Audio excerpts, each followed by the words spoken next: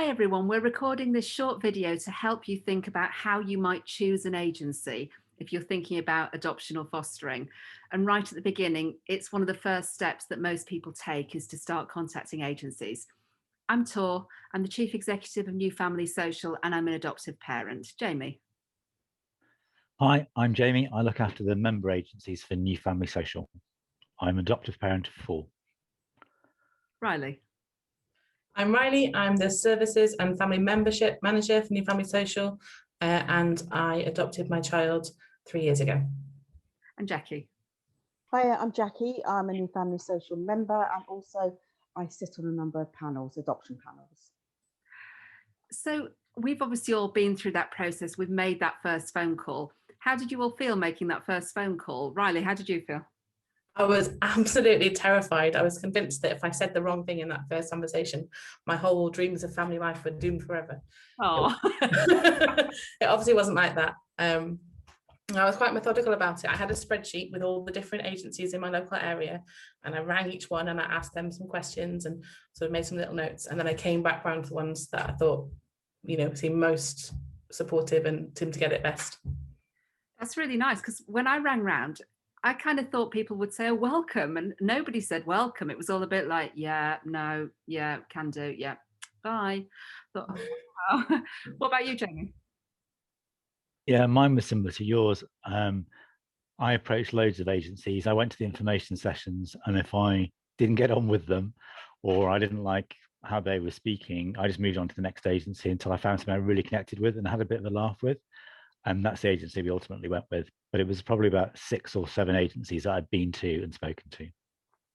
And Jackie, what was your sort of experience of that initial contact? I mean, I didn't do it. I just sat and listened, but it was a long time ago, and I remember us having conversations about would they be gay friendly. It was back in the day, back then. So it was a really big thing that we were quite nervous about approaching the local authority or an agency about it, and we discussed loads of things from international adoption to loads of stuff because of that. But it was quite a scary thing to actually see whether you'd be accepted or not and judged. Absolutely. So our first top tip from New Family Social on finding the right agency for you is go onto the New Family Social website at newfamilysocial.org.uk and go to our agency finder. That will show you a list of all the agencies around the country who are actively recruiting LGBT plus people, and they've joined New Family Social to help them do that. So that's a really good starting point. You might think you have to go to your local agency, but you actually don't have to. So you can shop around, like Jamie says that he did, shop around, attend information sessions, which are currently online, of course, and just get a feel for people. So what other advice have we got? Riley, what other advice would you have? So for me, as a trans adopter, I literally phoned up. Everyone was like, do you have any experience of trans adoption? And the ones who went, what's that? I quickly crossed off my list. But the others, I was able to have more of a conversation. And in my area, there weren't any at the time who had experience of trans adopters. Obviously, that's not the case anymore. There's me and there's a couple of others. But those who are able to talk in an informed way about LGBT plus adoption, that was really reassuring to me. That's great, thank you. And Jackie, what would your advice be? What other advice would you give?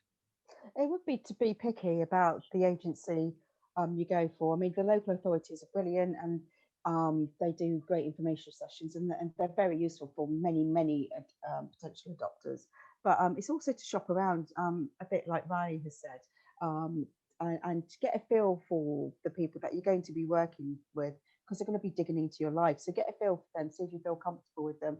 Go to the information sessions. Don't be embarrassed to ask really what may be obvious questions for you and may not be for them. I think just be really confident about when you make the choice, you're happy with that choice as well.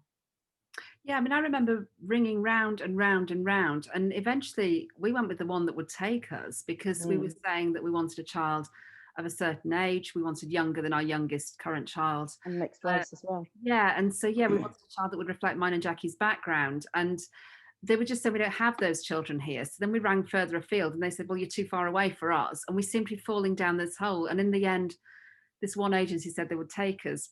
but they also said, what's LGBT? And I thought, oh God, this is a very bad start. But we are going back a bit, and I'm sure, surely that wouldn't be a response anymore. Jamie, what would your advice be?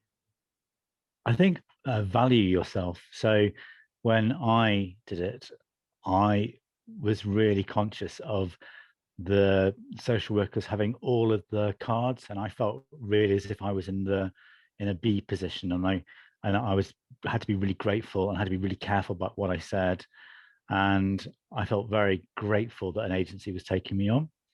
And I've come to realize that actually, we were a couple who were strong. We wanted a sibling group. We wanted slightly older children. We didn't mind if their children had special needs. And ultimately, we were a godsend for those agents, for that agency. And I wish I knew that when I first started out, that actually I had a lot to offer. Instead of I was going to an agency almost with cap in hand, really. And I wish I didn't have that attitude when I first started. I think one of the things that I found was that you've really got to be persistent. And if you make that first phone call and it doesn't go well, and you think, well, that's it, then that's me done. Well, you need to find your motivation much, much more than that, because it's not even going to be the toughest part of the process. So get back on the phone, ring somebody else, ring again, and really keep pushing. Because one of the things that Jackie and I realized when we finally did get our son was that the week that we went to the information session was the week he was being born. And so it's so funny that that real child who would be our real son was out there right then. And if we hadn't persevered through those glitches, we just wouldn't have had him. So it sort of felt like, I'm just glad that I didn't give up, really. Any other advice that we would like to add for people?